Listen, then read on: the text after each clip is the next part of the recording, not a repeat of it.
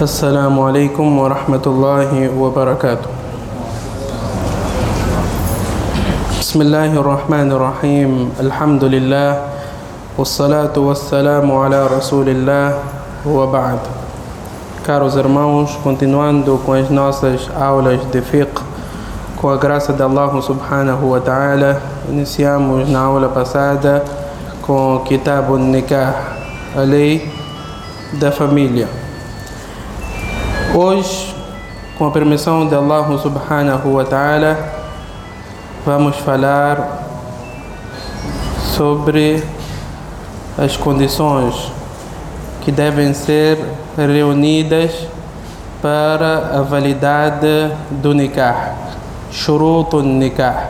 Shurut, condições, é tudo aquilo que é necessário antes da realização da própria ação. Quando falamos de salah, quais são? Shurut salah, condições para a validade do salah.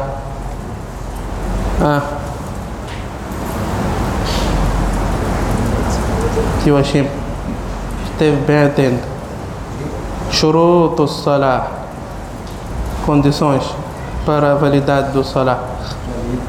Uma única condição. Tahara. Mashallah. A pessoa deve estar pura, de impureza maior e menor. Portanto, a primeira condição para a validade do casamento, ta'inu kullum min az-zawjayn. Os dois intervenientes devem ser conhecidos. Que existe Muhammad e existe Fátima. Não pode suceder que um deles não é conhecido. Exemplo: é possível que um deles não seja conhecido? Se um pai disser para um jovem, mashallah, solteiro, temos Ramadã, temos o Said, que Allah facilite para eles e para todos os solteiros. Se um frequentador disser para eles, vou-te fazer casar com uma das minhas filhas, não determinou, é válido. No dia do casamento, viemos todos, fiz-te casar com uma das minhas filhas. Ele não conhece. Ele gosta da mais nova e o pai traz cá a mais velha, que não sai. É encalhada. É válido? Não é válido. Então, devem ser conhecidos que Muhammad vai se casar com Fátima. O mesmo sucede. Fátima casará com Muhammad. Esta é a primeira condição. A segunda condição: Rida kullum min az-zawjayn bil akhar. Os dois devem consentir, os dois intervenientes. Ou por outras palavras, não há validade naquele casamento que foi coagido, que houve coação. Um deles foi forçado. Al-Ikrah não é válido. O jovem deve estar satisfeito, aceitou, consentiu. A moça também consentiu. É verdade que há certas divergências nas escolas, mas inshallah a posterior podemos abordar. O essencial é que os dois devem consentir o casamento. A terceira condição: al-wilayatu fi nikah. Al-wilayatu fi nikah, a moça deve ter uma tutela. A moça. O jovem não precisa de tutela. A moça precisa de tutela. Não pode a Fátima acordar, mashallah, um jovem, um lobo, deu um papo, ela diz, aceito, estamos casados. É válido? Não é válido.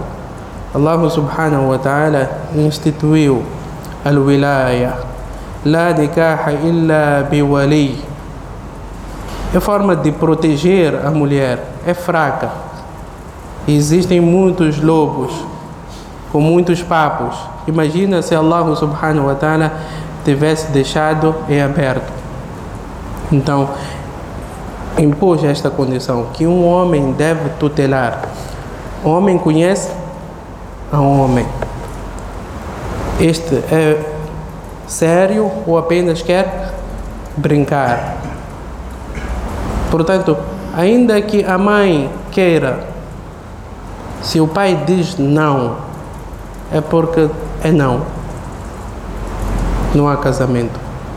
Hoje os jovens têm o hábito de, quando gostam de uma moça, o que fazem? Primeiro, engatam a sogra. Engatam a futura sogra. Uma vez que ela estiver satisfeita, a filha também estará dentro da gaiola. Portanto, Allah subhanahu wa ta'ala deixou nas mãos do homem. Se o pai disser sim, então é sim. Ele tem esta competência e capacidade atribuída por Allah subhanahu wa ta'ala. Esta é a quarta condição. A quinta condição: deve estar livre de impedimentos. Impedimentos. Quais são?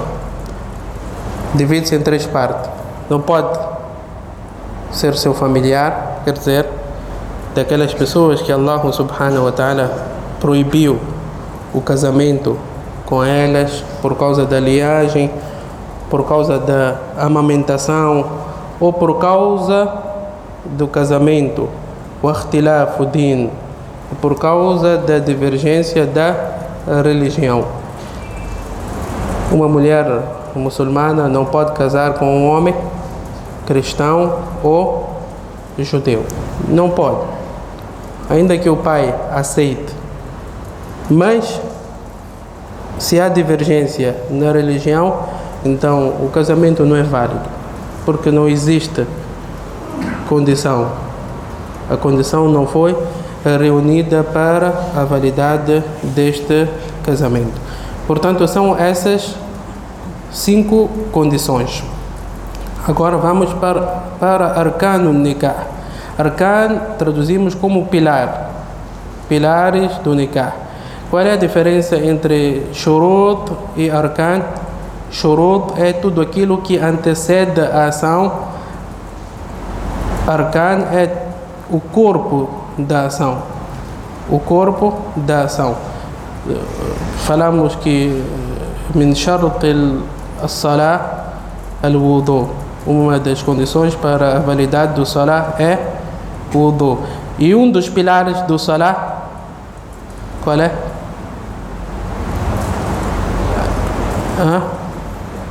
O quê? Ficar em pé. Já está dentro da ação. Pilar é o corpo da ação. Portanto, a existência dos dois intervenientes. Não pode haver casamento entre uma pessoa. Não pode haver casamento entre 2 homens. É casamento? Não é chamado de casamento. No Islã não é chamado de casamento. Não é nikah. Não existe nikah entre homens. O segundo pilar, al-ijab. Al-ijab ou al-qabul, estes termos nós usamos no Kitab al-Buyu', no comércio. A proposta vem de quem? No comércio, a proposta vem de quem? A oferta vem de quem?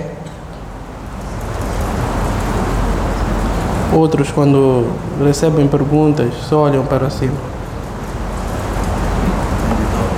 Do vendedor. E a aceitação? Do comprador. Vendi isso, outro diz, aceitei. Al-ijab, neste caso, no Kitab al-Nikah, a oferta vem de quem? É verdade que houve pedido de casamento. O homem foi e pediu em casamento. Agora chegou a hora do Nikah. Al-ijab surge de quem? Do pai da noiva. Do pai da noiva ou do seu delegado. Neste caso, o imam que dirige o nikah é delegado do pai. É por isso que nós temos como costume, não sei, nas províncias ou em outros países, quando há casamento, quem escolhe o imam? Falo mais, não sei, nas famílias indianas. Quem escolhe o imam? Quem escolhe o masjid? Quem escolhe quem recitará o Coran, Nashid? Quem? Família da noiva. É a família da noiva, porque, em outras palavras, o noivo é um convidado. É um convidado. A cerimônia é organizada pela família da noiva. Portanto, o imam cá é delegado do pai. De princípio, o pai que deveria dirigir o nikah. Zawajtuka binti hadhihi. Mas, como acha-se incapaz, ele delegou o imam. Que olha, fiz-te casar a minha filha Fátima com o dote anteriormente combinado. Depois o Kabul, a aceitação é do noivo. Aceito me casar com ela, cumprindo com os ensinamentos do Corão e da Sunna do Nabi sallallahu alaihi wasallam. Então, estão a notar que o nosso nikah tem alguma coisa que não está boa. Como é que é feito o nosso nikah? Voltamos a perguntar ao pai: aceita? Ela aceitou? Depois daquelas duas testemunhas, vocês testemunham que ela aceitou? Tudo isso não tem enquadramento. Já houve pedido de casamento, agora estamos a realizar. Este é delegado do pai que diz para o noivo: olha, a menina está cá pronta, aceitas? Ele diz: aceito. Não é necessário perguntar ao pai outra vez: aceita? Porque aquele já é delegado. Se está a dirigir é pelo consentimento do pai. E falamos também das duas testemunhas. As testemunhas estão para testemunhar o quê? Se ela aceitou. É isso? Para testemunhar o ato. Para testemunhar o ato. Portanto, al-ijab wal qabul. Esses são os pilares do nikah. Amanhã é feriado. Al-muharramatu fi nikah. Existem também proibições no nikah e podemos dividir em duas partes: al-mu'abbad e al-mu'aqqad. Al-mu'abbad é aquela proibição definitiva, eterna. Existe aquela proibição que é temporária. Existe um motivo, é por isso que é proibido. يحرم تأبيدا 14 امرأة. É proibido casar-se com 14 tipos de mulheres de forma definitiva. 7 بالنسب و7 بالسبب. 7 delas por causa da linhagem e 7 delas por causa de um motivo existente. Al-muharramatu bil-qaraba. Aquelas mulheres que são proibidas, que não podemos casar com elas, são nossas familiares diretas. Como? Quem? Exemplo? Começou por irmã Katiara. Quem vem em primeiro lugar? Mãe. Depois? Filha. Depois? Irmã.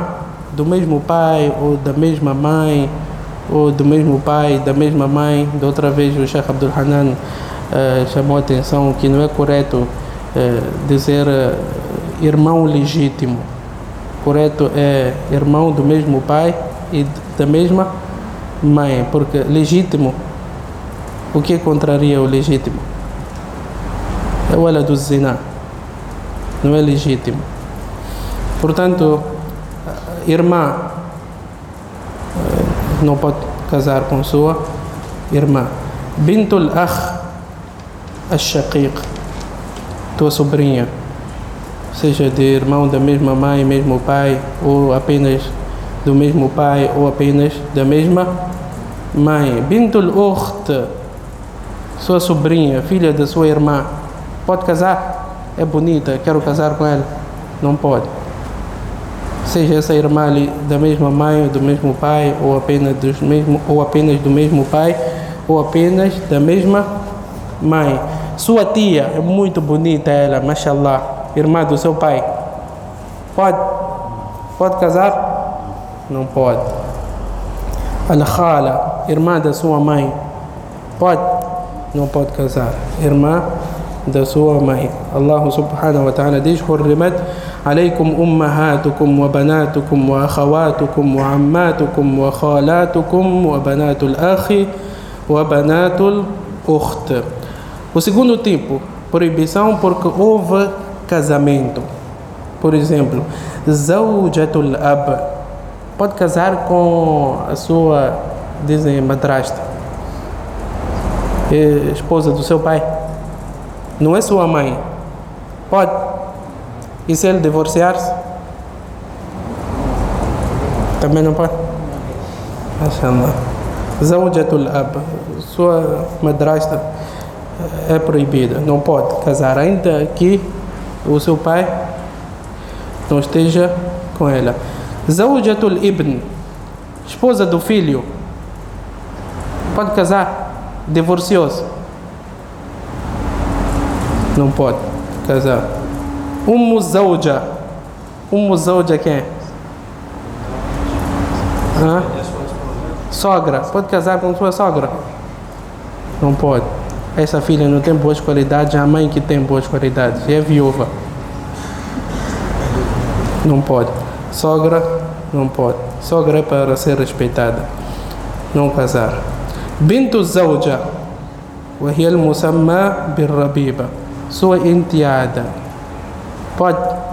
Não pode casar com a sua enteada. O mesmo sucede para a filha. Não pode casar com o seu padrasto. Não pode casar com o seu padrasto. O terceiro tipo, por causa da amamentação. Al-ummu bir-rada'a, وهي المرأة التي أرضعتك. Não podes casar com aquela mulher que te amamentou. Sabes, tem algumas condições que no mínimo devem ser 3 vezes. Outros dizem 5 vezes. Há divergência entre os nossos sábios. Al-ukhtu bir-rada'a, irmã da amamentação. Qual é? Irmã. Quem é? É aquela moça que foi amamentada por sua mãe, ou vocês os dois foram amamentados pela mesma senhora. Torna-se sua irmã. É haram também casar com esta mulher. Bintul akh min ar-rada'a. O mesmo sucede com a sua sobrinha da amamentação. Como pode suceder?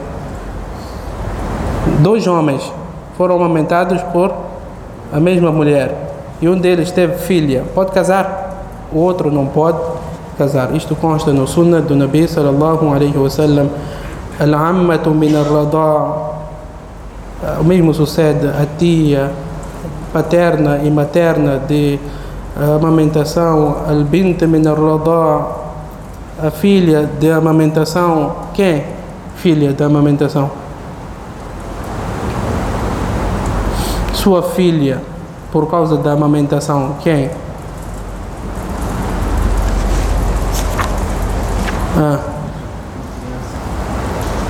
Criança. Estão a perceber? Com a mãe de quem? Íamos ser irmãos. Aqui diz filha. Pela esposa, exatamente. É haram casar-se com esta moça. Portanto, aqui são proibições definitivas, eternas. Tua madrasta é proibida eternamente. Teu padrasto é proibido eternamente. Sua nora, proibição eterna. Agora existe aquela proibição que é temporária e divide-se em duas partes. A primeira, ma yuhramu min ajli al-jama', foi proibido unir no mesmo casamento. Al-jam'u bayna al-ukhtayn, pode juntar duas irmãs no mesmo casamento? Não pode. An tajma'u bayna al-ukhtayn. Mas se esta falecer, pode casar-se, mas não pode unir. Quer dizer, uma ser rival da outra, ou uma primeira e outra segunda. الجمع بين المرأة وعمتها وبين المرأة وخالتها. O mesmo sucede, não pode juntar uma mulher com sua tia, seja ela materna ou paterna. O que significa isso? O que significa? Não pode juntar no mesmo casamento, quer dizer, uma delas ser a sua primeira e a outra segunda. Mas se uma delas falecer, você estava casado com a tia, mas sempre gostou daquela sobrinha. Esta tia morre, pode casar com a sobrinha? Pode casar. Pode casar. O proibido é juntar. O segundo tipo, ma kana tahrimuhu li'arid, é proibido por causa de um motivo existente no momento. Al-mu'tadda, aquela mulher que está no período de luto ou período de espera, faleceu ou foi divorciada, pode casar antes de terminar o idda? Não pode. Agora tem uma situação que nós temos deparado, que ela diz que eu já estou divorciada há 4 anos, ou não me envolvo com o meu esposo há 4 anos, então nós fizemos o divórcio. Será que no dia seguinte ela já pode casar? Com a idda, quando é que começa a contar? A partir do divórcio. Ainda que estejam 10 anos separados. Ainda que estejam por um período de 10 anos separados. Mas se não houve divórcio, não pode casar. Sucedeu uma vez que nós tratamos de divórcio de uma moça, no dia seguinte já tinha casamento marcado. Parece que casou, mas nós alertamos que este casamento não tem validade. O mesmo sucede. Não pode haver casamento com aquela mulher que você deu 3 divórcios. Já foram dados os 3 divórcios, até que ela case com outro homem, só depois. Já estou arrependido, não há maneira. Allah subhanahu wa ta'ala assim determinou. Ela deve casar com outro homem. Este homem não foi procurado por si, que olha, toma este valor, casa com esta mulher, mas não toca nela, no dia seguinte divorcia-te dela. Isto é haram. Isto é haram. Deve ser tudo natural. Ele casou-se, divorciou-se. Normalmente você pode voltar e casar-se com ela, com esta mesma mulher. O mesmo sucede, é haram um não muçulmano casar-se com uma muslima até que ele abrace o Islã. O impedimento qual é? É o kufr. Uma vez que o kufr desaparece, ele já pode casar-se com esta mulher. O mesmo sucede com o homem, só pode casar com uma cristã e uma judia. Pode casar com uma hindu? Não pode casar com uma hindu, só com uma cristã ou uma judia. Este mas'ala também há divergência entre os nossos sábios.